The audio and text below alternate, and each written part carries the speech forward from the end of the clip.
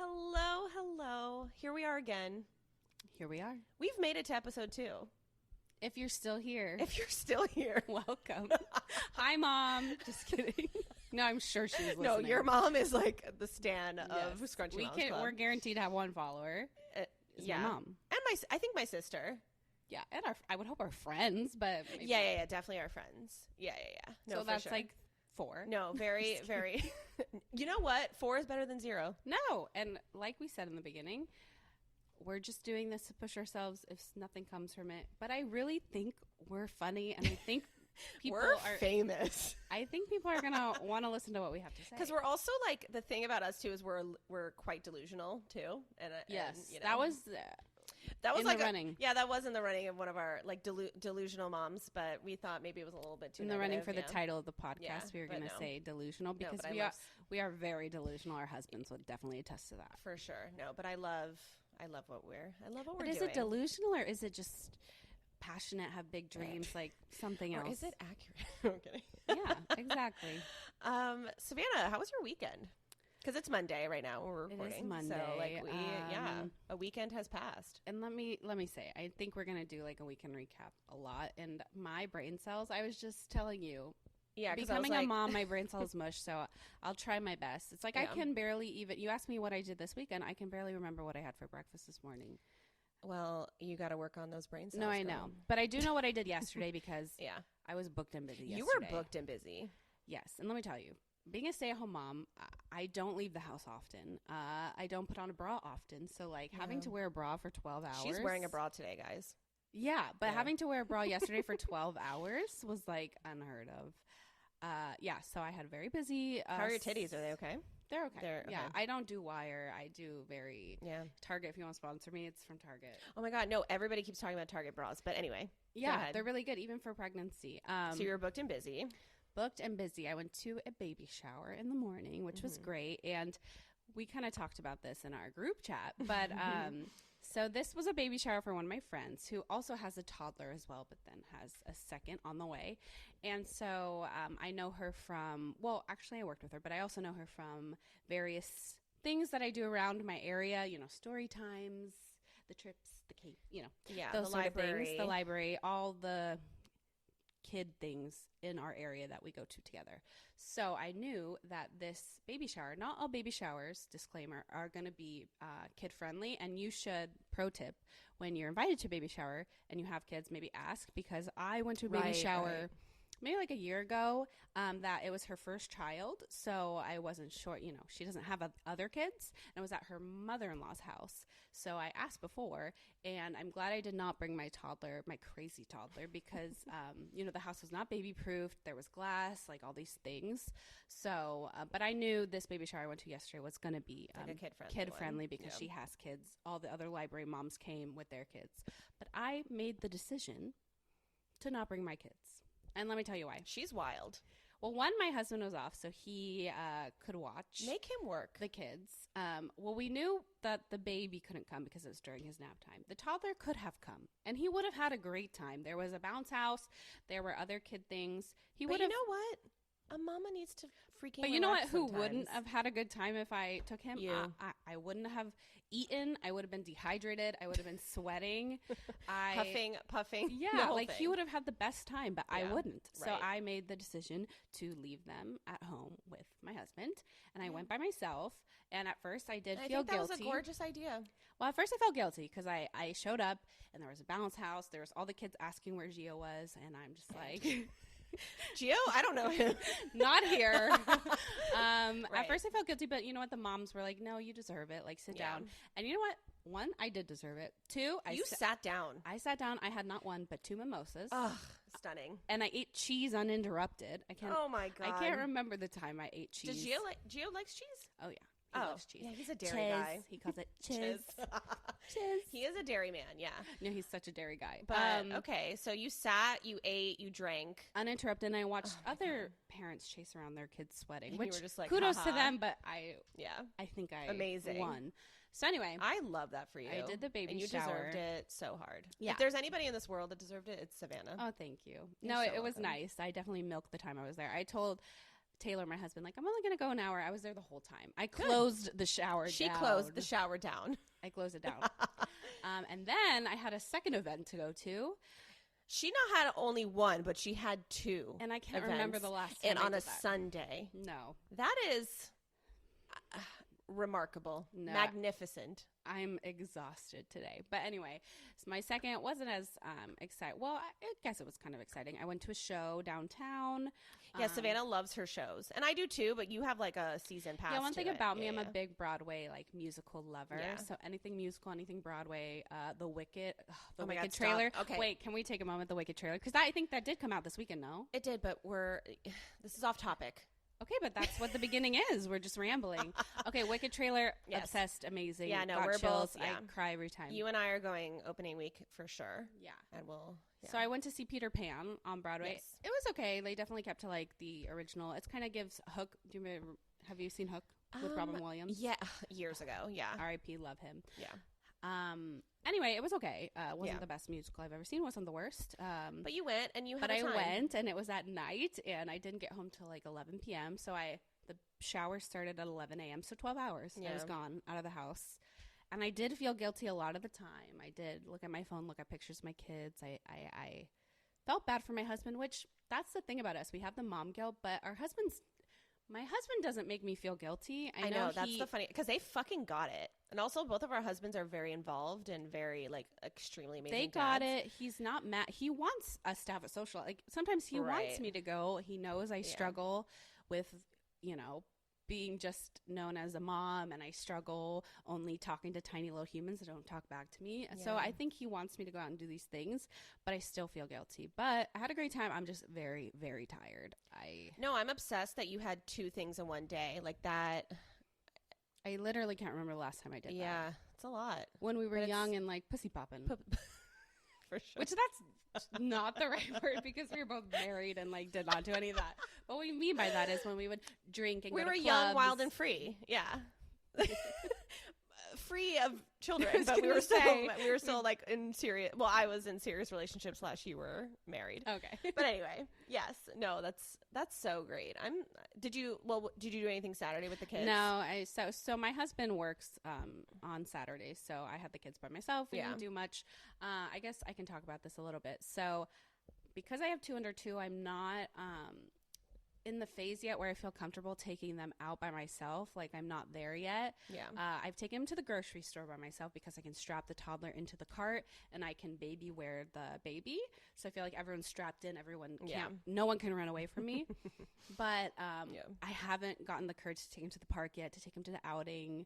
And you're going to get there. I know, You but will. yeah, so Saturday we stayed at home because I had the kids by myself. Yeah.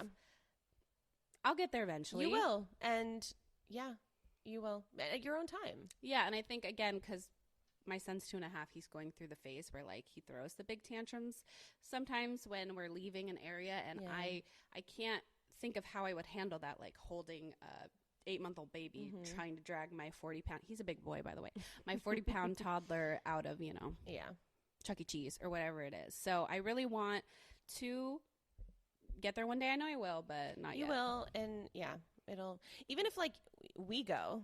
I know, and You all my know? friends, including you, say that like, Yeah. we'll go with you because I know you'll Right. help drag Gio's ass For out of sure. there. I sure will. But Yeah. I don't know, and that's another thing, we don't like asking for help. That's like I know. the saga of our lives. The saga of our But lives. needless to say, I didn't leave the house Saturday, so we didn't do anything eventful. But how was your weekend? My weekend was like heart filling for sure. Oh. Like we No pun intended, or pun intended? No one will get, because of, we're going to talk you're about so it next cute. week. Yeah. No. Really true. Like, no, like very nice. It was just like a family filled. We were booked and busy too. Like I feel like there was like barely a moment of, just like chilling. But like in a good way? In a good way. No, Okay. like, so Sam's family came down from New York, and we Oh, always wow. love hanging out with his aunt and uncle. They're so cool. They're so great. And, we just had a lot of family time. So like Friday night, Saturday day, Saturday night, like, well, actually Saturday night I went out with one of my best, like, good girlfriends who, she just gave me a look. No. Because you said one of my best went friends. over my head. Yeah. Yeah. Oh, you're so funny. No, yeah. I'm not you, by the way. Oh, I know. I'm very jealous. You're the toxic friend that I can't have any friends. No, yeah. No, none of my friends can have friends. It's really. I know you have friends, and I'm okay with it. Thank you, but I don't feel the same. I know you don't. No, I know. So anyway, I went out with one of my another BCBA friend. We went out, and she's also a mom, and we. Oh, this is the one that took the board exam like literally days before she gave birth. Yes. That's amazing. Yeah. I know. That's a story. She's incredible. One of my dearest friends who we've been friends now like 10 years. And we she actually became a mom like way earlier than me. We need to get her on the podcast one day. Yeah, cause she had a wild pregnancy. There you actually, go. Yeah. The first pregnancy or she only has one child. Okay. Yeah. Anyway, shout out Brittany. She's wonderful. So we had a girly girl night. While I kept Jonah was with Sam and his family, and I'm like, bye. Like I had these plans. No, that's the best time to go. Like, when he's occupied with family. And also like Sam has a million siblings, and so everybody just kind of like he like all the aunts and uncles just like take charge, and it's stunning. Whenever I'm with them, I just kind of like sit back. Like right now, he's kind of the only child of that family, right? Yeah. So like everyone's obsessed with him, and so Saturday night I had that. Yeah, and Sunday, just a lot of family time. And it was my dad's birthday, and I took him out to lunch, and and then Sunday night we still had it was like literally there was like no moment unturned. Mm-hmm. No break. But in a good way, mostly. In a good way, yeah. No, I'm very happy that Jonah's at school today, and I can do this with you today and just like chill and vent and this morning, like I went to Trader Joe's, and I'm looking at. So, do you know what kind of flower this is? Hibiscus? No. Is that not even close? No, it's a peony. Oh, I never would have gone there. Okay. Yeah, I didn't. So I've heard people talk about peonies. Like I don't know. Have you heard I've heard the name. Yeah, like I don't know. I hear a lot of people saying like, "Oh, peonies are like my favorite flower." Like I don't know it. So right? you just got it because I got it because I was correct. You were influenced by the peony. One thing about Lila, by the way, she is an influencer's dream. She is the biggest influencee, I guess we'll call it. I'm easily influenced. That's not even the word. Yeah. Like, you just buy a new gadget every day because you were influenced by it. And now the florists have got you. The florists have got me. I am a flower arranger. Anyway, at Trader Joe's, they have like such nice. They do. It's so great. So I have peonies, but let me tell you, all of the, like, I got them this morning, okay? They were all closed. Oh, wow. So they just open up, like. Beautiful. Yeah. Okay. When they're watered, they open up. Is that supposed to be a metaphor for my mental health or something? Am I supposed to take You need to water yourself so you can open up. Take your, what is it? Zoloft? Lexapro, which I'm super we'll very much advocate for, but we'll get to that. Yeah. So anyway, so I bought these beautiful peonies. They're bright pink. They're beautiful. I don't think the camera catches it right. No, maybe a little bit, but even if you're just listening, no, they're gorgeous pink, and I'm not like a pink girl whatsoever, but no, I was just feeling the summer vibes. And I loved being at Trader Joe's by myself. Ugh, love it. That's another thing. Luxury. Going to the grocery store by yourself. Yeah. Like no children, no husband, because the husband always just tries to like we don't need it. We don't need it. We don't need it. We need everything. Whatever. He would have said you don't need that. I can tell you that. Or I know Taylor wouldn't. I don't want to speak for Sam. Sorry, Sam. Yeah. Taylor would say we don't need. No, Sam knows I love flowers and I love having them around. So actually, I will say, because I'm sure he'll listen. Taylor does. That's the one thing about him. He always gets me flowers. Him and Gio go to the local florist. They get me flowers. Oh, that's cute. It is cute. Yeah. So that's that. But he's never given me a peony. Okay. Well, I'll make sure to write it down for him to get it for you. So let's get into it. So this episode, we kind of wanted to talk about our pregnancies and just to give like a very brief but detailed at the same time, like I know I'm not going to be like week by week, but we're going to, because if we mentioned it in the first episode that we both kind of had really complex, interesting pregnancies. Both had high-risk pregnancies. High all risk three, because I had 2 pregnancies. Yeah. All of them were high risk for different reasons. Right. So we just kind of wanted to just give that. So then, like, anytime, like, maybe a new listener comes on, like, they can refer back to this episode of, like, the exact, like, details. Yeah. You So know? this episode is for anyone who is either trying to conceive, is pregnant, was pregnant, just wants to, like, kind of compare, you know, because I feel like we have such unique. Yeah. All of the pregnancies were so unique, so different. Just like we were saying, like, you were trying for a year and I got pregnant right away. Yeah, the trying to conceive part. Yeah.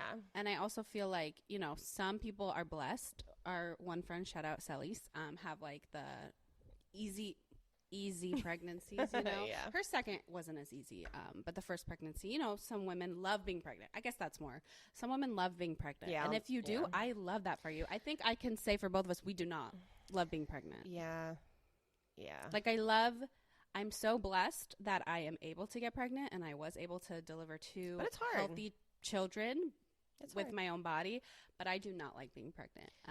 It is hard, and we didn't have easy pregnancies. Right. So that's, I mean, obviously that leaves. That's why. Yeah. So I think. And that's normal.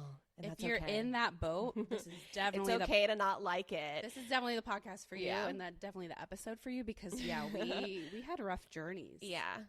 And also, if you just want to, like, have some information and be informed by what can happen in a pregnancy, you know? Because I know when I was pregnant, I was looking for podcasts to listen to, and they were all kind of, we talked about in the first episode, very, like, informative, which was good. Like, you know, week 13, the size, you know, your baby's the size of and the What to Expect app. I would recommend getting it, but it's very informative. Yeah. Can be a slippery slope, I will say. I definitely spent way too much time on those apps.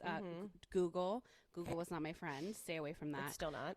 But I think this podcast, like, it'd be a good choice for you just because it's lighthearted. I guess I have to disclaim, just to talk about ourselves. We're not doctors. No, we're not doctors. This is just what happened to us. Yeah. And yeah, so I guess since I'm the first one that got pregnant and then you copied me, I guess I'll go first. I'll go first. Yeah. So because everything's about you. But everything is about me, and that's fine. So yeah.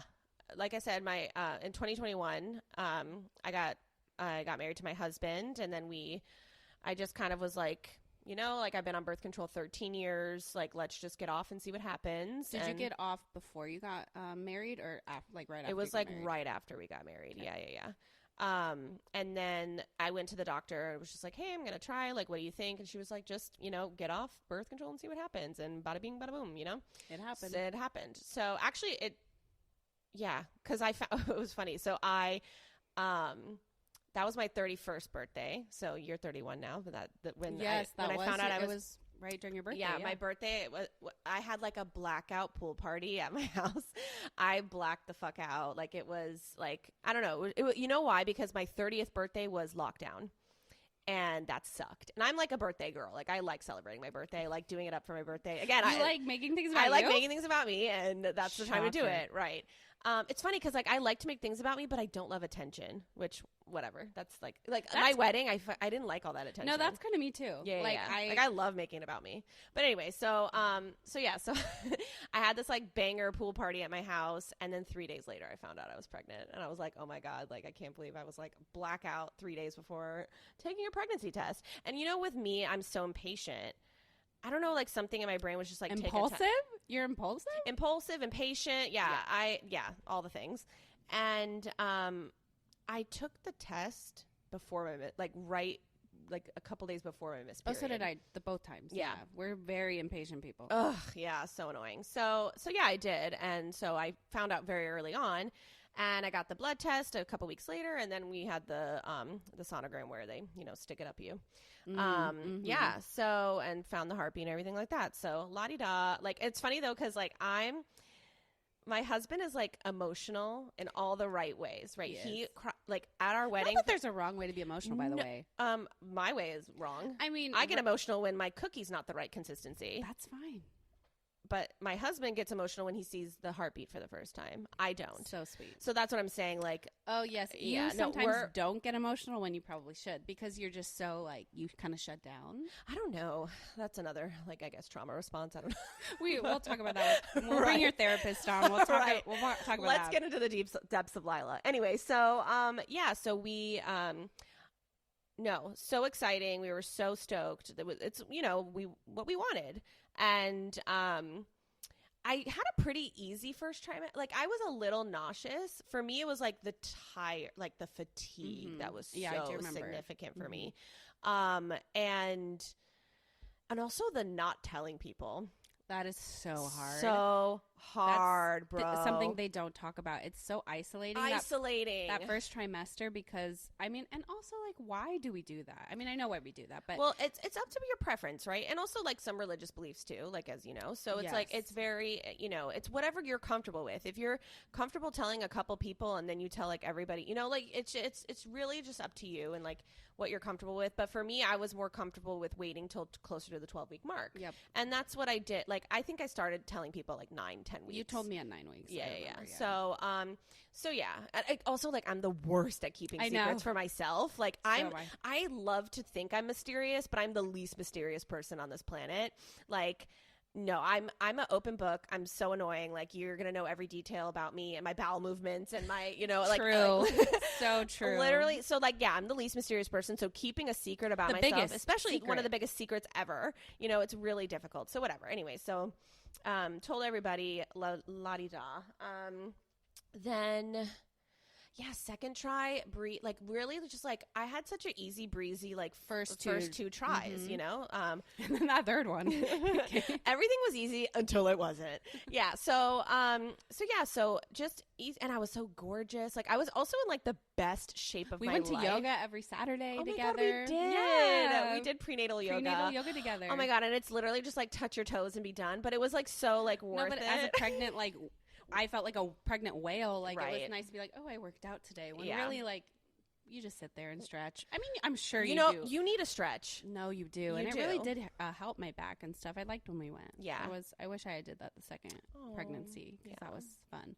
But yeah, so we, I was in the best shape of my life before I got pregnant, because I got real skinny I lost like 32 pounds. You were a skinny bitch. I was, I was fucking gorgeous. And you still are, by the way. I am, and I do love my thickness now, but yeah, no, I was definitely like the best, like toned and just like, I was we really, both got I was really hot. skinny for our weddings, because I look back on my wedding pictures. Oh and my God, that was the skinniest I've ever been. Yeah, no, it's wild looking at yours. Yeah, we both, and then and then we had kids. So, and I'm not blessed like some people. Whenever they have kids, they bounce back. Like, I'm just not that person. I also have thyroid issues, so like, we're that's also why. Like older, like 30. Oh, I hate to say it, but you know what I'm saying. Like, I feel like we're not like 25 getting pregnant. Yeah, when you have kids younger, but also like it's just genetics too. It is genetics. It really is 100%.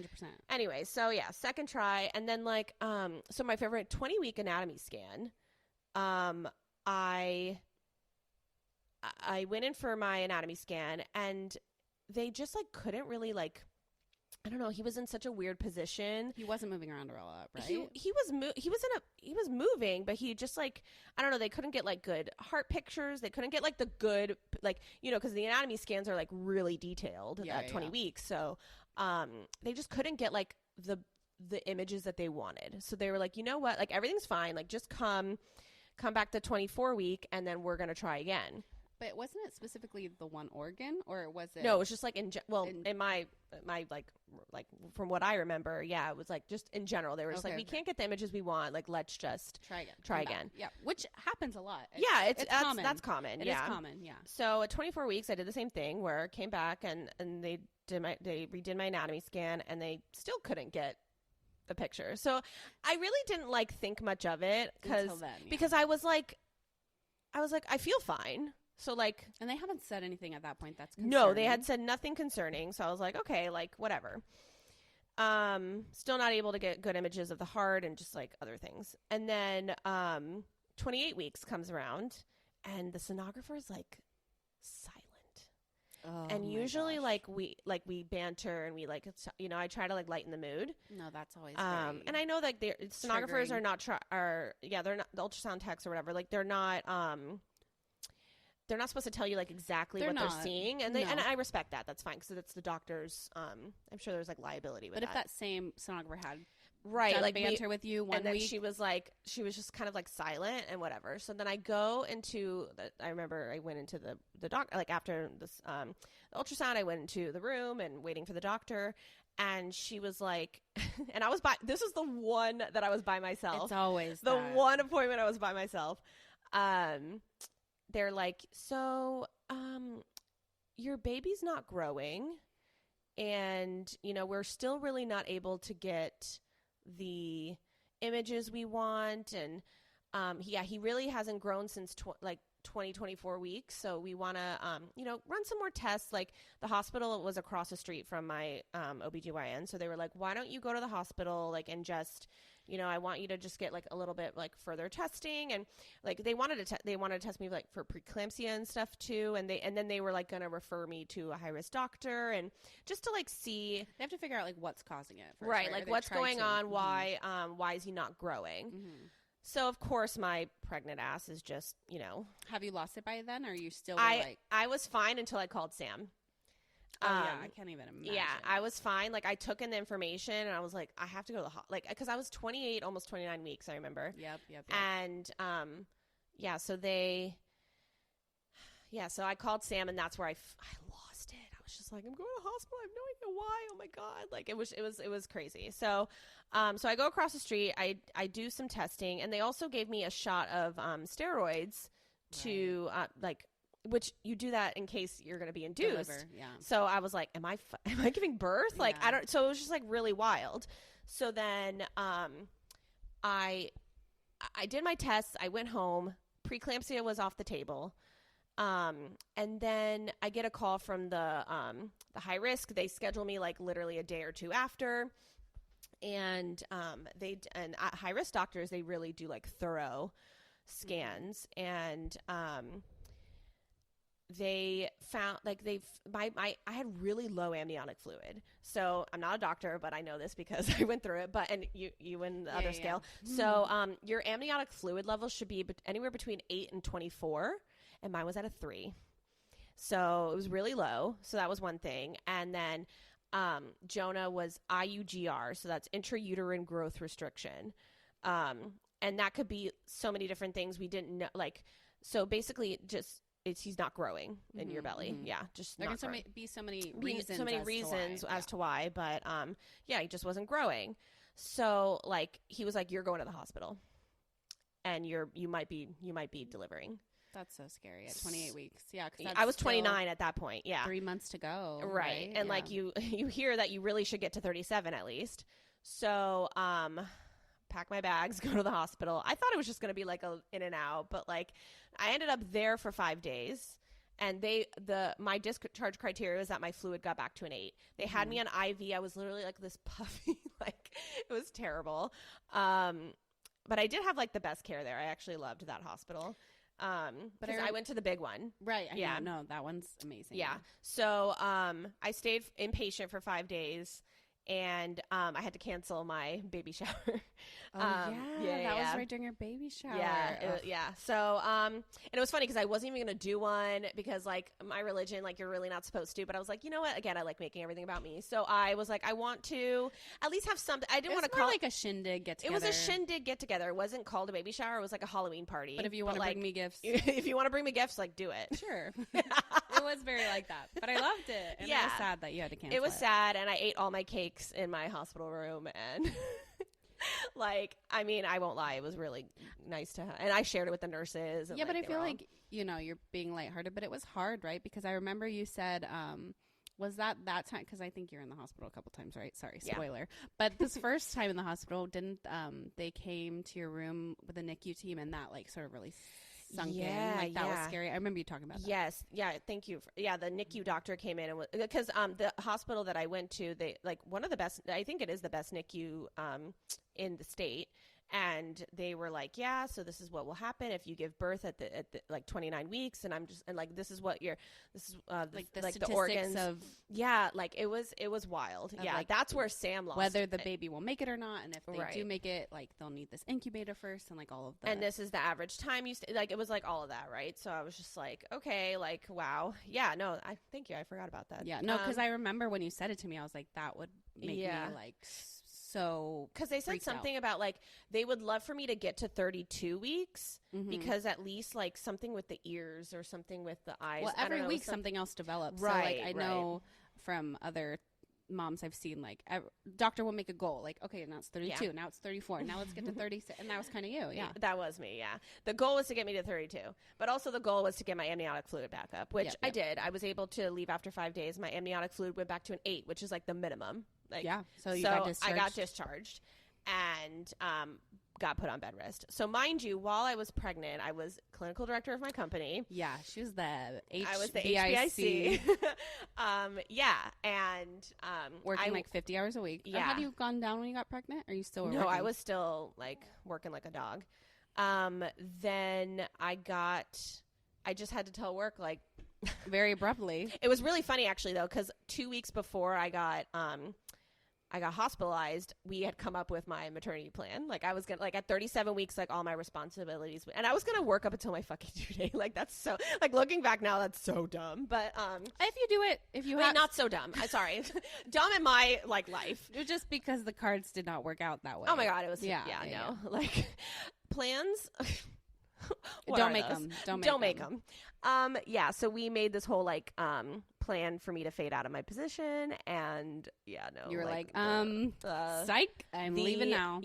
Psych, I'm leaving now. And my work was so understanding and great. So they really, and they've been through all of it. So so they I did a little work from home, like just because I was like severely bored. They gave you some stuff to do. That was nice. Yeah. So they gave me some like random like administration stuff to do. But so I got put on bed rest at 29 weeks.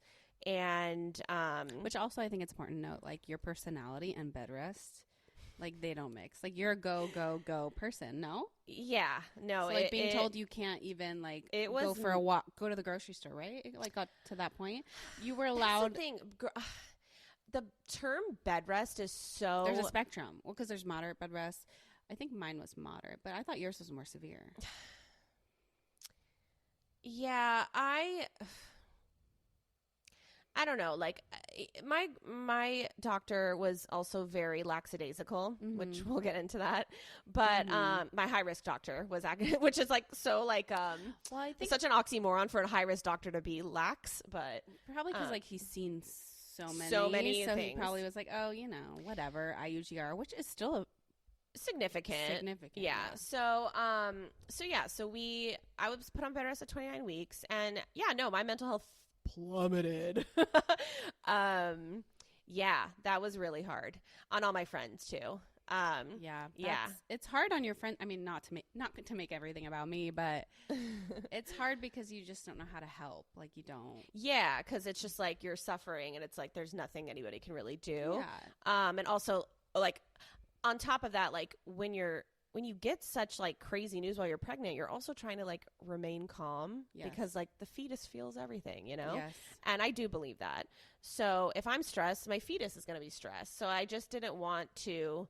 I was really just trying to keep like, I had my moments of breakdown, but it could have been way more. I feel like, like I really did keep it together and cool, calm, and collective as much as I could. So, then I got to 33 weeks because my one goal was 32 weeks. Great. We got to, at this point I was seeing the high risk doctor 3 times a week. Yeah. Going to ultrasounds. And that was kind of your outing for the day. It really was. It was hysterical. Yeah.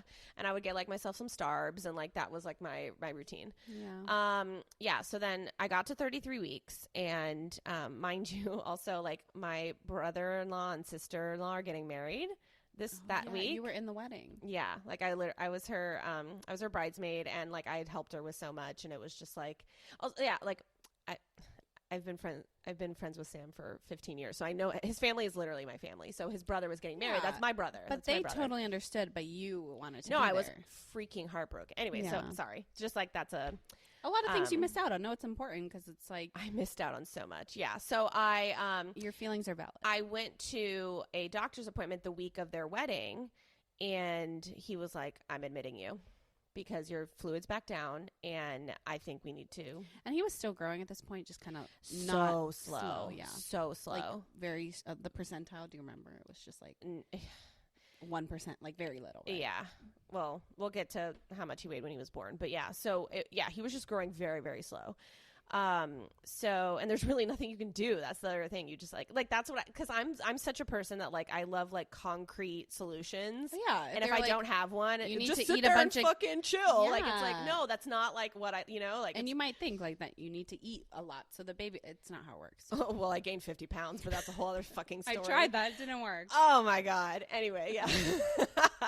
Still, the consequences for that. No, I think that's what's hard about pregnancy. Well, that's when I gained all my weight was when I was on bed rest. Well, because what is there to do? Well, what is there to do? Number one, but also I was like, well, if my baby's not growing, I'm just gonna fucking eat, and like that's what I did. Yeah. So anyway, so I go back to the hospital at 33 weeks, and they're like, yeah, you're most likely gonna be induced. So like here again, like the whole. But I went to the hospital that I was going to give birth at this time. So at this time, I stayed there for 10 days. So how many weeks were you? I was 33 when I got there. So Okay. I was like 34, 35-ish. I got to come home for Thanksgiving. I remember that. So, but anyway, yeah, this was all in November. Yeah. So I couldn't go to my brother-in-law and sister-in-law's wedding, which was like so devastating. My sister ended up coming and staying with me. Shout out Amelia.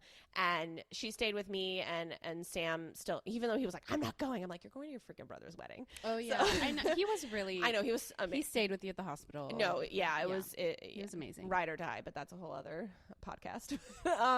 Yeah. So, yeah, they were prepping, but like, then I was just like rotting at the hospital. That's what was you like, hated being there. I mean, who wouldn't hate it? But no, I was like, I don't know. Like I just had fluids and like, I was just sitting there rotting. And that's the thing. You were just staying stable. Like there was nothing happening. There was nothing. I literally felt fine. That's what was like so crazy. Yeah. I felt fine. I was doing, I constantly had like the monitors on me. Past everything, and your fluid just stayed. Just my fluid. Well, my fluid went. It was so like up it and would down. Go up and down. Yeah, and also like reading the research, like fluids don't always help with that. Like with the amniotic, like injecting somebody with like IV fluids doesn't always well, that's like. The thing. There's nothing you can do about. Yeah, there's nothing. IUGR, low fluid. Unless you were gonna like. So like I was like day like 8. I was like, if we're not inducing, I want to get the hell out of here. Because what they're doing here, I can do from my home outpatient. Yeah. Like, why am I impatient racking up all this freaking insurance money? That too, you know. So I remember I called the high risk doctor's office, and I was like, I want to speak to Dr. So and so, like, directly, like. Tell him, like, I was mad, and I really don't like get mad at healthcare providers because I just like. But you're at your breaking point. I was on my breaking point, and again, like mentally, it was a lot. So, he called me, and I was like, I don't know why I'm here if you're not going to induce me. So if you're not going to induce me, discharge me, like, respectfully, you know, and he did. Like what? I just had to sit there and rot. Like that's what was like so bizarre about the whole situation. So, so total in my whole pregnancy, I was inpatient for 15 days. Yeah. So I go home, and it was actually like right around Thanksgiving. By the way, I was due January 1. I was due New Year's Day, which I was so fucking excited for because like also New Year's is my favorite holiday. New Year's, I love New Year's, and like to have a New Year's baby was going to be so cool, but life had other plans. So, so anyway, so this is Thanksgiving. I'm probably like 35, 36 weeks at this point. And then, I remember I saw you. Do you remember you came over to my house? Yeah, to bring you some. You had to bring me stuff, something. yeah. I don't know. Okay. You came over to my house. I did. Yeah, you gave birth like a couple days later. Yeah. You came over to my house or something. And then, and we took that one like pregnant picture of us in our bellies touching. My gosh. We'll post it. We'll post it. Anyway, so we December, and then I remember also I was like, I don't want a maternity shoe. Like I'm just so ugly and stupid and fat. I don't know. Like, and I was just like in such a bad place mentally. But you then had other priorities to worry about, right? And just like the health of like me and my child. But but I ended up doing a maternity shoot at my friend Mona's house. She has a beautiful backyard, and shout out to Mona. And my friend Juan, also shout out to Juan, took it on his iPhone, and they actually came out stunning. So it worked out. And that was how many days before you? That was 6 days before I gave birth. So, so beginning of December, whatever. So then, I go to, it's so funny because I was like going to, lunch with a friend. It was her birthday, Allie, shout out Allie. You have so many friends. I do have a lot of friends. But, and it's exhausting. Okay. Let me tell you, but that's a whole other story. So, I was taking her out for her birthday for brunch. Like, just like, I mean, what the fuck else am I doing? Like, you know? It was your getting out. Yeah, it was my getting out of the house. Rest. Yeah. So, but I had an appointment first. So, I went to my high risk doctor, and I was 36 in 6 days. So about to be 37. Yep. And because the goal was to make it to 37. He wanted to push it to 38, but at this appointment, he was like, nope, it's time. And it's important to know in 2021 when we gave birth, like I think 37 weeks was considered like full term. But when I had my second, they moved it to 38 weeks is now considered full term. Oh. So I think that's why we both had our kids at 37. Anyway, continue. Right. Okay. Okay. Yeah. So he was like, nope, the time is now. Your fluid's at 3. You're like, I can't. He's like, I can't play this game any longer. Like you're like truly now you were getting induced. Go to the hospital basically at full term. So this was December 9th. Yeah. And 2021, December 9th. And he said, okay, so here you go. Pack your bags at 11 p.m. That's your time to go in. So I got my nails done. Oh, yeah, you like clean the house, right? I cleaned the house. I took the longest shower. I went and got my nails done. It was so funny because like I went in and I was like, I'm being induced today. And they were like, why the fuck are you here? But it's nice you had a half day to prepare. I mean. Oh, I loved that. It still wasn't that much time, but at least you had. Yeah, it was like, I always had like really early morning appointments. So yeah, but I had the whole day essentially. You had the whole day, yeah. So I got my nails done and then, cleaned the house, took a long shower, ate a really good meal, and I remember like right before we left, like I had everything packed and whatever, and I had my bag packed for weeks, obviously, because we were in and out of the hospital. But I just like sat in the middle of my bed, held my belly, and was just like I like cried really hard. Yeah, that last moment with your belly, or like that when you just take when a you're moment. about to have your first, right? Yeah, first, like I just like took a moment and I just started like sobbing. And so you and your belly went through a lot. Me and my belly went through a lot. Those last 9 months. Right. No, as well, it's 37 is exactly 9 months. Yeah. Yeah. Pregnancy is 10 months, by the way. Right. Yeah. A full term. So we, I took my moment, of silence before the chaos. And then I went in. So 11 p.m., go to the hospital. And this hospital, mind you, is like a very boutique, like small hospital. Nice, but you know, it's part of like a chain of whatever. Anyway, so I go in and to induce, what they did for me is they put a ribbon, like almost like a tampon, like essentially. What most people to get induced, you put that thing in overnight to kind of ripen. It ripens. It ripens the cervix. It doesn't dilate you. Right. It makes it soft. Yes. So so this nurse put it in, and it like really hurt, and I was like, damn, it's not supposed to hurt. Yeah. Well. No, but I'm saying that was it's a not red flag. That's right. a red flag. It's not supposed to hurt, but it hurt. Yeah. And I was like, and like, I also know I'm like sensitive and like, so like my pain tolerance is pretty good because I'm a redhead, but also like, we've gone through issues down there before kids. So she put it in. I was like, it hurts. Like it kind of burns to pee, but she was like, oh, that's fine, whatever. So the doctor comes in 12 hours later. So it was like the morning. And she checks my cervix because it was so funny too because I was having like such light contractions, and I was like, if this is contractions, I know. Like, I don't know why people complain so much. I literally said that. We got humbled. Eat my fucking words, like Lila of 2021. Like that was dumb. No, it's like you get a little like diarrhea cramp. You're like, oh, this is what I'm like, that's about? what it is. Like everyone's freaking home water birth. Like I could do that. So no. I was stupid. So needless to say, those were not contractions. They got intense. But no, they ended up. But anyway, so the doctor comes in, she checks my cervix, and she was like, nothing has happened. It didn't ripen at all. It didn't ripen at all. And I was like, what the hell do you mean? Because I was expecting to give birth that day. Yeah. Or at least like in a few hours from then, you know, because that's kind of like how they said it to me. They're like, they put this in, it's 12 hours, and then like things move. Things move, yeah. So, that was not the case. So then the doctor had to take it out and put it back in. It was put in correctly. Wrong. Yeah, it was put in wrong. Oh yeah, sorry. Yes, it was put in wrong.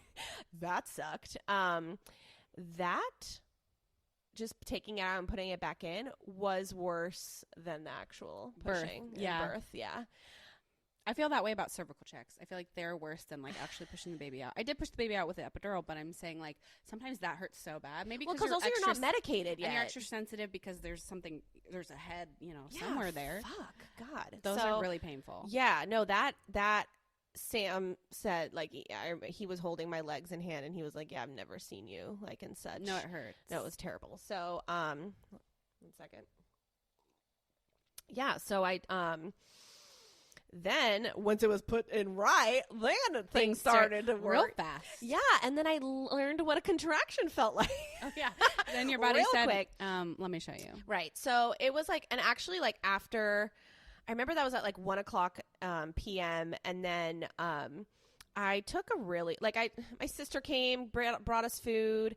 I took a nap, and then it was like 8, 9 o'clock when I woke up from my nap, and then like I woke up to my water breaking. Right. Yeah, which was nice that I didn't have to do any of the medical supports for that. You didn't have to do Pitocin? No. Oh, bless you. No, I didn't. Yeah. If you know, you know Pitocin. Yeah. So my water broke, and then shit just like moved so quick, like so quick. Yeah, like and then I asked for my epidural, which that was a good call because I was 4 centimeters dilated when my water. But you could just broke. tell with how fast things are progressing. You're like, I better. Yeah, I was like, yeah, I'm gonna ask. You never know, like when they're because I've always heard that tip of like. That is a good tip. Ask it before, and then because there's usually only one anesthesiologist working the floor, and there could be it was nighttime. This was night shift. C-section, you're never gonna get it right when you want it. It's gonna take a while. And for me, well, I mean, I don't know.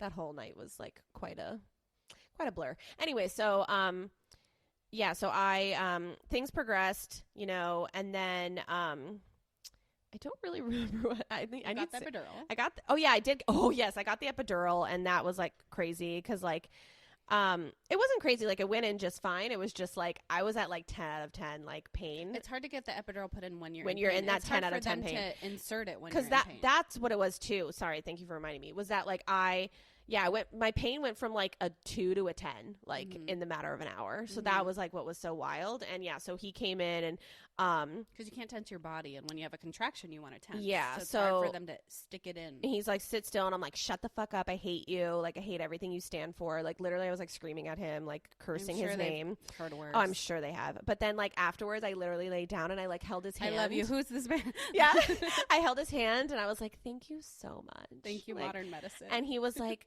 yeah, this is the girl that I know. I don't know the other girl that just yelled at me and cursed my name. And I was like, yeah, thank you so much. We don't know her either. I don't know her either. Sam's like, I know her. Right. Yeah. So that was wild. And then, but once epidural was in, mwah, chef's kiss. So good. So, yeah. So I labored.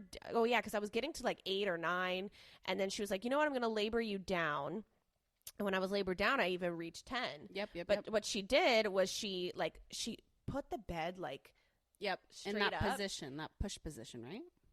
That's a pro tip right there, by the way. Because gravity fucking put the baby down. And I sat there for like 30 minutes, and then they put me back. And you were at a 10. I was at 10, and like I was getting the urge to shit, so aka like you're ready to push. Yep. And then 15 minutes later, Jonah was born. Yeah. How many pushes? I pushed for, I think it was 4. It was 4 pushes. And I hate like saying that because I know people I know people who pushed way longer. I'm blessed. Yes. Like it's so funny because like I had like the birth part of it, like the actual like pushing. That was the easy part. That was the easy part for me. And so, yeah, so Jonah came out and he ended up being 4 pounds, 15 ounces. So he was bitty. But they had warned you that he was going to be like, did you? No, their prediction was 413. So 415 was pretty, was better. It was pretty accurate. Yeah, pretty spot on accurate. Because those ultrasounds can be way off. Like you never know. Yeah, but they're pretty, this one was spot on. From my experience, they've always been pretty good. Yeah, same. So my gorgeous boy came out and I'm like high off epidural, but whatever, I loved it. And Sam's crying in the corner, like freaking out. And I'm the one that's just like, hello. You gorgeous. The golden hour, like, you're just so like loosey goosey. It's like when that baby comes out, everything you went through is like you don't even remember it for that 1 hour, and then you start getting pain. Loosey goosey. They're stitching me. I don't even know what they're doing. I'm just like living life. Also, the epidural still kind of kicked in. Yes. So he was bitty, gorgeous, red hair, and yeah, he just. Yeah. And no NICU time. And no NICU. How small he was. No NICU. I was out. I left the hospital the next day. Yeah. Isn't that crazy? it was blessed. Yeah. Yeah. So even though I wish I stayed, I don't know, like, again, the hospital stay thing is also like bizarre. Oh, no, I wanted to stay longer just because you have this little human and you're like, you're going to kick me out with this human? You're like, I don't know what I'm doing. Yeah. So, and then I don't know if we want to really get into the feeding journey with that's me postpartum. just yet. That's postpartum. We'll talk about that later. But so basically that was my labor and delivery. Like, so it was like the labor and delivery part was super easy. It was also when I got to the postpartum unit, it was like, totally different vibe. A whole different. Yeah. We went through it, and we'll do that next. Yeah. So, totally different vibe. But no, so that's the story of Jonah Benjamin. Yeah. Love that boy. Yeah. Little Joni. Jojo. And and then, he's been through it though. He's been through it though, but we'll talk about that next episode. Yeah. And all of the things. I want to tease all the things of like why he's not growing, why your placenta is a duty placenta. We didn't even talk about my placenta. Oh, duty placenta. Okay. Oh yeah. Oh my God, I'm so sorry. Thank you for mentioning that. A lot of the things that the high risk doctor was saying, he was like, "Oh, I think your placenta is not like feeding the baby right, and that's why he's insufficient placenta or something, incompetent, some bad word, something like terrible." So we just called it duty placenta. Duty placenta, and but then they tested my placenta and it was normal. But so it wasn't the placenta. It wasn't the placenta. And it was other things. And stay tuned for next episode because we're going to tell you what the fuck happened. I know what crazy. It was. Yeah. So that was my pregnancy and labor and delivery journey. Okay, wait, what time are we at? 'Cause we're at 50. Okay. Do you still want me to go? I mean, yeah, right? Yeah. Okay. Everybody knows it's going to be that crazy. We're going to know that, we're... it might be a little longer, but that's fine. Yeah, we're going to have a longer episode. And you guys just, you know it. So let's see. So I guess I'll start with my oldest. So right around the same time, 2021, like I mentioned briefly in my first episode, it took us almost a year to get pregnant the first time. I tracked my ovulation the first time with like the temperature, which I had better luck the second time with like the peeing on the, you pee on the ovulation stick and then it gets darker and darker. But anyway, so I don't know if that's why it took so long or whatever. So I finally got pregnant. For me, I am a very anxious person. I struggle a lot with anxiety before pregnancy, and during pregnancy I get very anxious. So I think, like we talked about, like the first trimester is so isolating because you don't tell anybody. And it's also, they say those first 12 weeks is kind of when they're more statistically more likely to like lose the baby, stuff like that. So it's like your most anxious, nervous time, and you can't tell anybody because you're also just like, am I gonna make it? Like that's like the biggest and I didn't even tell like my parents, like, which I regret, by the way. And looking back at it, like with my second, I told people right away because the way I look at it now is like, if you're comfortable telling people, that something happened to the baby, if you were to be comfortable, then you should be able to tell them, positive. So I think in retrospect, I wouldn't have isolated myself so much. So the first 12 weeks were hard just in a mental aspect. Everything went fine. Right. I kind of similar. Everything was great until like the third trimester and things just hit the rails. I mean, I had some nausea.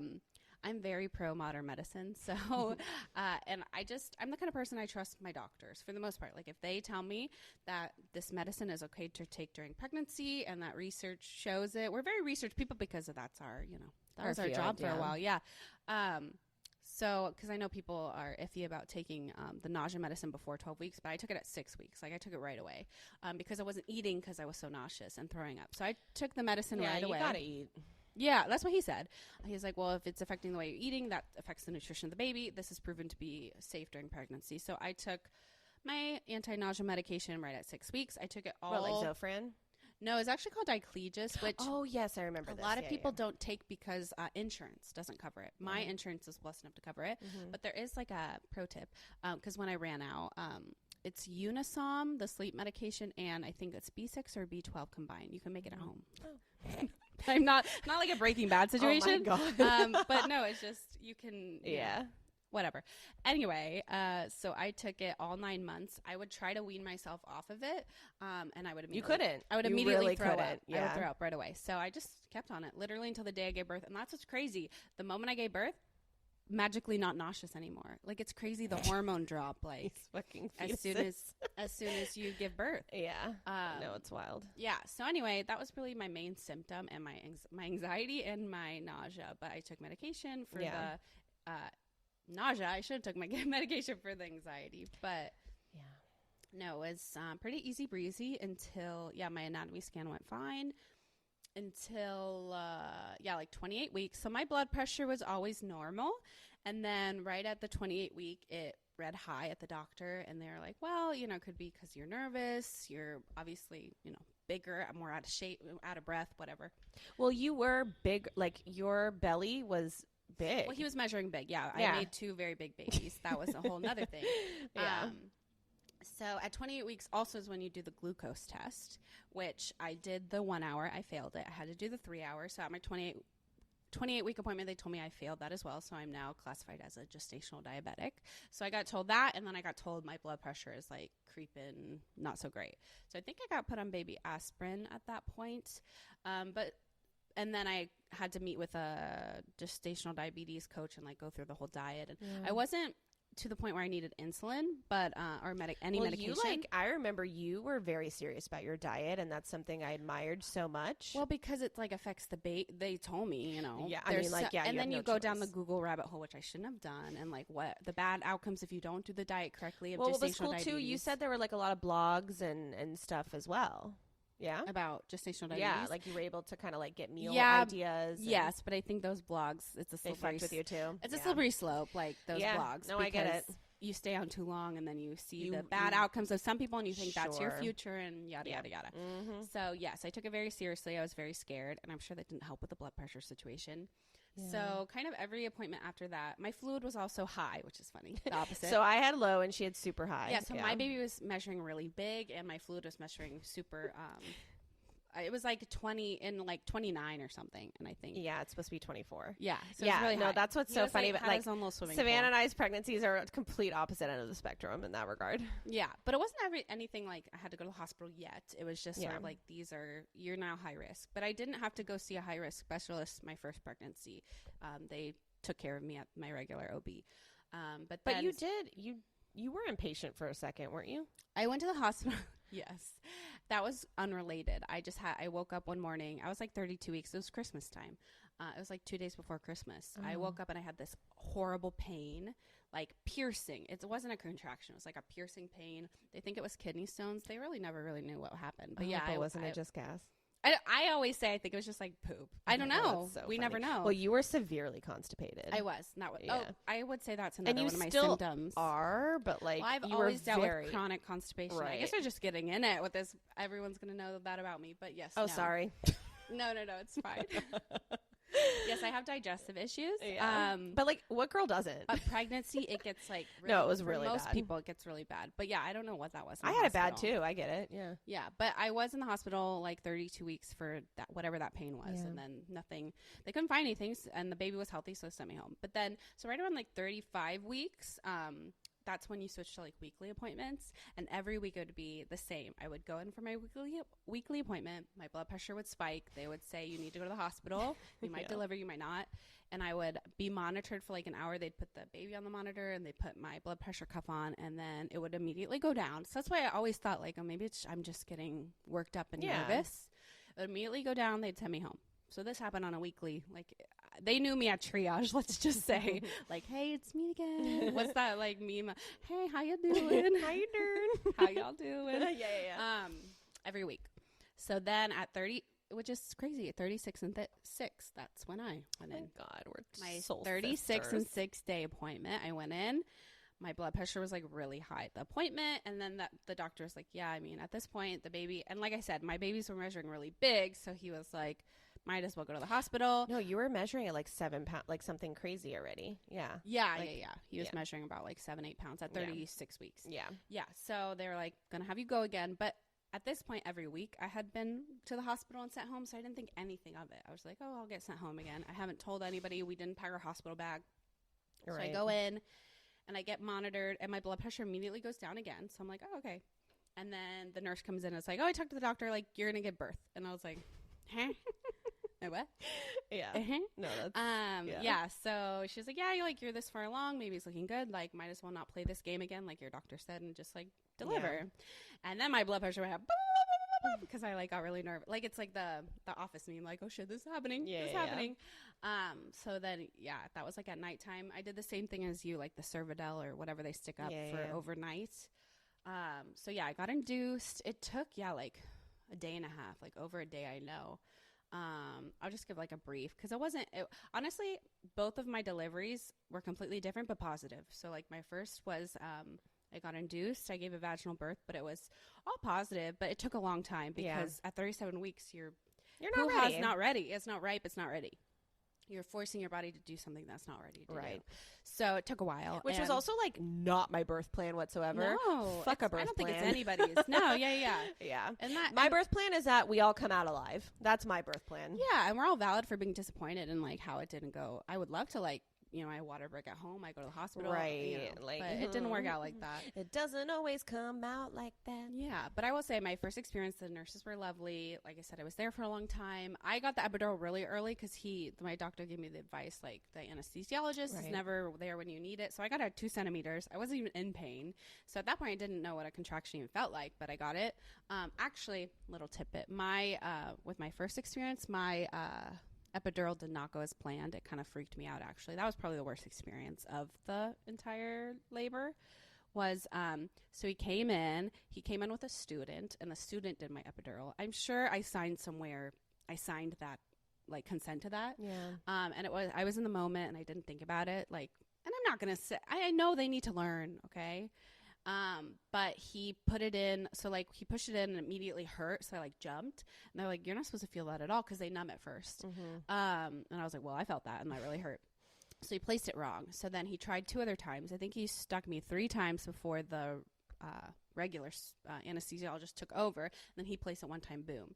But then after it was in, they had to come talk to me and say like, we might have hit your spine somewhere and you might have spinal fluids leaking. So we're going to have to monitor you after you give birth to make sure like there's no damage. And then at that point, like I said, I'm an anxious person. So I'm either like, okay, I'm dying. Like I'm going to be a vegetable and not be able to move my legs forever. Okay, great. Oh my God. Again, not great for my blood pressure. So yeah, that was scary. But I also had other things going, right? I was about to give birth. So like, I was like, we'll put that to the side. When did they figure out the preeclampsia? Oh, yeah. So, that's... Okay, I'm sorry to spoil that, but... No. Yeah, because I was like, I know you... So, that was the whole blood pressure issue, right? That's why they monitor the blood pressure is because they worry about it leading to preeclampsia, which basically, I'm not a doctor, but it's something where, like, all your organs start, like, slowly shutting down, and the only cure for preeclampsia is to give birth. Yeah. To take that baby out of there. So, my blood pressure, like I said, for the past couple months was bad, but it was never to the preeclampsia level, and they were checking like protein in my urine and stuff like that. Another reason why they chose to induce me is because I was starting to get protein in my urine, and so they did label me, I think, as but like in the early stages of preeclampsia. So technically did have preeclampsia, and that's why I delivered. Thank you for letting me know. That was the title. Yeah, because I was like, no, for sure. Waiting for you to, yeah. No, that's kind of what the title was, just like your IUGR. The title was preeclampsia. Yeah. So anyway, so I got the epidural, and then I did get Pitocin, but again, I was on the epidural, so I didn't really notice it.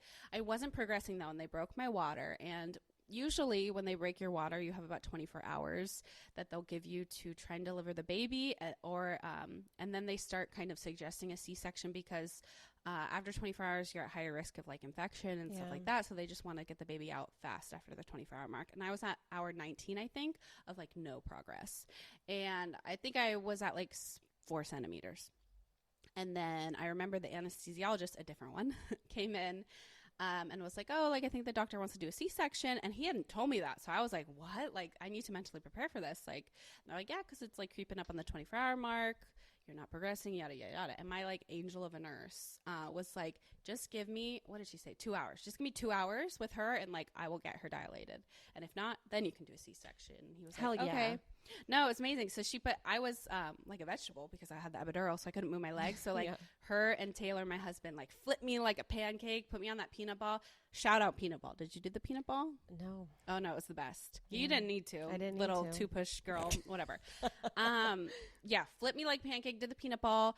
And then I was so exhausted at that point, too, because I hadn't slept, that she put me in the peanut ball, and I fell asleep for like 30 minutes. And then I woke up to nurses like shaking me and was like, oh, we need to check you because the heart rate dropped. And usually when the baby's heart rate dropped, that can signal like a change in dilation or whatever. So they checked me and they're like, are you ready to I remember because she was like, are you ready to have a baby? And then oh my God, why am I getting emotional? I started crying because I was like, no, I'm not ready. I'm not ready. Oh my God. Yeah, I'll never forget that. She's like, are you ready to have a baby? And I was like, no. Anyway, so then they put me in that position, the standy up thing. Yeah. And then I did not have the luxury of pushing in 4 pushes. I pushed for 2 hours. So sorry. So I don't even know how many pushes. 2 hours worth of pushes, which apparently is very normal for your first. And they were big. He was a sort of kind of big baby. So yeah, 2 hours pushing. He came out. He cried immediately. Like no issues whatsoever. Do I talk about the whole NICU thing or is that postpartum? I guess I'll briefly go over it. He had a high jaundice. So I have I wish I did research before to tell you the name. I think he was Coombs positive, so basically when I have type O blood and my husband has type A blood. So if your child comes out with type A blood as well, I think, don't quote me on this, but they can become Coombs positive, which kind of messes up the bilirubin in your blood and can give them high jaundice. So he was high jaundice. He was on the lights the whole time bilirubin lights the whole time we were there, and then he did need some NICU time after. After you got home. Yeah, that was wild. But we'll get into that. Yeah, that will take 20 minutes. Well, because also that's like postpartum stuff too, and that was traumatizing. To like be sent home and then to go back to the hospital while you're postpartum bleeding and all this stuff. For sure. Yeah, we'll talk about the postpartum. But yes, so that was probably the craziest part of it. But he was healthy, happy, whatever. I think Julian's pregnancy is easy, like that. That's easy quick. Breezy, beautiful cover girl. So yeah.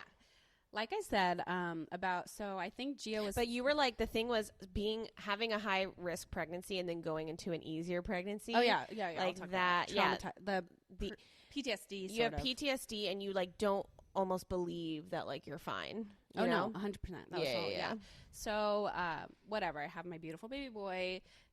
And then when he was about 10, 11 months, we started having the conversation about like, hey, we want more kids. Like, what age do you think? And we were like, maybe when he's 2, we'll start having another baby. And because it took a year to have the first baby, we thought, okay, so when he turns a year old, we'll get off birth control because it might take a full year. Like that was our dumb math that we did. Well, she was a slut. No, I really wasn't. That's what's crazy about it. No, it really only takes one time. No, I got off birth control. And then literally like 2 weeks later, like I got pregnant. Yeah. It was crazy. So apparently... having a child can like make you more fertile because like your body kind of knows what to do. Like it's like, bitch, I've done this before. Like the fallopian tubes are like this way to the uterus, this way. So that was a shock. We thought we had a full year to Taylor was like, oh, I thought we had a full year. You know, the whole like TTC, it's fun for them sometimes because they know they're gonna have sex at least once a month. Yeah, you know, for sure. Anyway. So, yeah, we got pregnant really fast, but obviously we were very excited. He was almost a year old, so, like, whatever. This pregnancy was a lot easier, but, yes, I still had that PTSD of, like, I recently had preeclampsia, all these things. So, because of that, they put a lot of preventatory stuff in place. So, I was on baby aspirin, like, right away. And they checked my blood pressure. I checked it at home. I don't even think they told me to check it at home, but I was so paranoid. So that I felt like I couldn't enjoy Julian's pregnancy, which was pretty easy because I was so waiting for the shoe to drop. Like I was waiting to be sent to the hospital every appointment. I was waiting for my blood pressure spike and never did. Like I did not have preeclampsia with Julian, which apparently is common. Like you don't have it every time. And they put preventatory stuff in place. But yeah, so I was super nervous the whole time, just like holding my breath. And I did have gestational diabetes again, though. But because I had done it, but you managed because I had already known what to do. I knew the diet. Like I handled it so much better. And you really did. I mean, the pin pricking, like it is annoying. It's a hassle, but I knew how to do it before. I wasn't as nervous.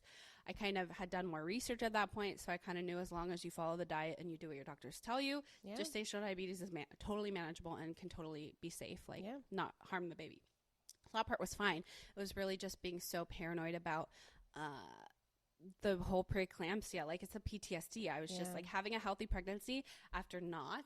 It's like you're just waiting. And mine still had complications technically. I had gestational diabetes, but the preeclampsia thing can be so scary because obviously it's life-threatening for you and the baby. So I just like did not want that to happen again. I just held my breath the whole time. But then with Julian, you got to a point where you was it that he was measuring big, and that's when Yeah. So there were other stuff that happened. So like I said, I make big babies, and gestational diabetes also, like, that's like there's a thing. a correlation with having bigger babies Yeah. and gestational diabetes. Also a lot of fluid. So that was, I actually had too much fluid where they put me in the category of, I think it's called polyhydramnios. Yeah. To where I had a lot of fluid, so I did have to go to a high-risk doctor to monitor the fluid. So I got ultrasounds all the time, and my fluid also up and down in the opposite direction. It was like too high. Yeah. And they worry about that because if your water breaks at home, the like momentum of the gush can like cause like the cord to come out before the baby, which is bad, and like other things. So they don't want too much fluid. I'm sure Julian was like swimming in that swimming pool, like living his best life. Oh, because also when you have too much fluid, yeah, you're more at risk for having a breech baby. And breech, yes, Yeah. Which he was not breech, but but they're just like swimming and living life. And like the bigger capacity, it's like a fish. Like they'll grow larger. So he was getting really big, right? And they so he was getting real like a lot larger than Gio, very big, to where the doctor kind of sat me down and was like, so he's measured to be like 10 plus pounds. Like, I know you did a vaginal delivery with your first son, but he was 7 pounds. This is a 10-pound baby. He also had like 100 percentile plus head. So he had a big head. Oh my God. And that's what comes out first. So he was just like, you know, the risk of shoulder dystocia, all the things are really high. If you are really adamant on a vaginal birth, like we can try, but like these are the risks. They have to tell you the risks. For sure. And like I'd already known that that was sort of in my future. And for me, I'd much rather have a planned C-section than an emergency one. So, you know, I talked about it with my husband, with my family friends, like ultimately it was my decision, but I made a decision pretty early on at like 35 weeks. So like that is what I wanted to do. I wanted to have a C-section planned, whatever. So that was scheduled. Having a scheduled C-section is so interesting because like the morning of, so it's funny because I had Gio at 37 weeks. So the whole time I'm waiting for the shoe to drop of like, well, I remember my at water 37 to break. weeks, you were like, I don't know. Like, I think, you know, When I hit the that was day hard that for you. I gave birth for Gio with Julian, I was like waiting for me to go to the hospital, but I made it to you made it 39 in 2 days. Only because when you have gestational diabetes, they want you to give birth within the 39th week. So I made it almost full term. I mean, it was 39 in 2 days. So I got up, I got to do my hair. I put on like a little makeup, whatever. It was so weird. Yeah. And I went to the hospital. Like you're getting dressed to like go get cut open. Yeah. Yeah. And it's like you check in for a reservation. Like we have an appointment at 2:00, you know? It was so weird. 2:00 to get 7 layers of abdominal muscle cut. It was so weird. Yeah. And I was so nervous. I watched way too much Grey's Anatomy and like those shows. So I was just like, medical stuff, surgery freaks me. I've never had surgery before. Now I have, but I hadn't. So like everything went crystal clear. Like everything went perfect, but I was just so nervous. Yeah. So my blood pressure started spiking, but it was just nerves. Yeah. And they could tell that. That's why they were like, no, you're fine. Like you're just really nervous. And I was like, no, I was shit. Like I was so nervous about getting cut open. Because also you're like conscious for it. Like that's what's you're so trippy. No, I would trippy. love to be put under. Like, right? Please like, put me under. I know, like anything with birth. I think I was saying it to my pregnant friend the other day. I was like, I wish I could just be knocked the fuck out. No, no, you can't because you can't push or you can't like, you know, it's like so annoying. No, you have to like be risks. active. I understand that. I'm not a doctor. Right. But it is really scary and it's so bright in there. So I go in, I had past trauma from my last epidural, so I made that clear. And the anesthesiologist was like, there's no students here today, so don't worry. And I was like, thank God. She was great. She was honestly so great. Yeah. And I was just in my head. Honestly, everything went to plan. They explained everything perfectly. Everything happened the way they said was going to happen. It is weird though, because like for them, this is just like another hour on the schedule. But for me, I'm like, you're literally cutting me out like this drape. It's crazy. Yeah. It's so weird to be awake for it. Yeah. And all the bright lights. Like, it is an episode of Grey's Anatomy. It's crazy. And then it's weird because they don't bring the husband in until you're already open. Oh, I didn't know that. Yeah, well, I didn't either because you're numb down there, so I didn't know what was going on, but I could feel tugging. So I'm like, oh, are they already? And she's like, yeah, they've already started. And I was like, where's my husband? She's like, no, this is part of the process. Like, we wait, we bring him in now. And I'm like, oh my, no, that's maybe they do that in case something goes wrong. I don't know, but yeah, but they did. They got to like make the cut, and then they're And like, once he was there, he like squeezed my hand, and like that was better. And that was when I started getting emotional. And then I remember they ripped me out, and you just hear this like gush, like all the water hit the floor, and they were, my fucking no, the God. doctor was like, I've never seen this much fluid before in my life. Like it's a pool. Like it was more than they even thought. Yeah. And you saw my belly the second time. It was huge. Yeah. It's huge. You make big babies. Yeah, well, and big swimming pools. But yeah, so like bunch of fluid. The baby comes out, and they also were like, all the nurses were like, get the baby on the scale. Like that baby is like might be the biggest one we've had today. Like Oh he my looked really God. big. Also, they come out like swollen, so they look bigger. For sure. But yeah, so and the baby again immediately cried. I'm very blessed that they both immediately cried. So like I started crying, and then at that point, literally, I'm like, sew me up. I don't like once the baby's out, it's weird. You're like, all right, I'm good. yeah, you're like, if anything happens to me, whatever. He came out great. Yeah. But yeah, like that's when I started getting emotional. And then they weighed him. He was actually smaller than they thought. He was 9 pounds, 13 ounces. So 2 ounces shy of being 10 pounds. But they thought he was going to be like 11, 12 pounds. I think it's because of all the fluid. Right. But he was still very big. Like I threw off the accuracy. Yeah, like he didn't even go in newborn diapers, whatever. But I'm trying to think. That was pretty much it. Yeah, because I'll get into the jaundice thing with both of them. And also like postpartum. C-section, like recovery. That's a whole other Oh, no, thing that's as well. postpartum, and I am so Again. excited to get into it because I've done both recoveries. Yeah, you've had both. So that's a very interesting perspective to have. Yeah. Yeah. So Man. wow, what are we at? We're at 'Cause 114. So okay. yeah, I feel was like that's a thinking good, like an hour and a half, so we this did is good. Yeah, this is a good stopping point. And I'm sure we left out stuff, but But it's probably going to come up like within episodes, So yeah, thanks for sharing. Yeah, I mean, yeah. And giving birth is wild, and everybody has such an individual experience. But So individual. That's what's crazy, especially the labor and delivery. It's like because you all can't of our like friends, it's all different. Yeah, and even like my friends who are like newly pregnant, like I'm sorry, but I like can't prepare you. But I will say, I think Yeah. all of our all 3 labor or deliveries were positive. Like we all positive, because I feel like you hear so much trauma about like my labor experience, like something went wrong, but like overall, I would say not the pregnancy, but the delivery. Like I know you're cervidil, but like overall, I feel like mine was positive. It was just I was just in my head. Definitely had some PTSD, but we'll get into that as well. Yeah, for sure. But yeah, no, that's the story. This is a story of a girl. Oh my God, you can't remember, did you know you can't like say too much music? You know what? Copyright. No, that's okay. I think you can do like 5 seconds. It's fine. I'm fine. I'm perfect. It's fine. But yeah, those are pregnancies. Those are the stories. Yeah, that's us and our experience. And thank you for getting through if you made it all the way to 1 hour and 16 minutes. But, again, if you want to follow us on Instagram, we're at Crunchy, this is Crunchy Moms Podcast. We'll get better. Crunchy Moms Club Podcast. And, a next episode, just to prep, it's going to be a little more heavy. Oh, yeah. Because it's about my son and his journey after birth. And that's just going to be the entire episode because it's a whole thing. Obviously my close friends know, but, I think it's going to be very therapeutic for me to also just share, and have it out for anybody that goes through it, or anybody who, knows anybody that's going through similar. So that's that. So get ready for that next more episode. heavy one, yeah, a little more heavy, but informative nonetheless. So informative. And again, I still sprinkle some humor in my trauma. So there we go. Thank you so much for listening, and we will see you next time. Bye.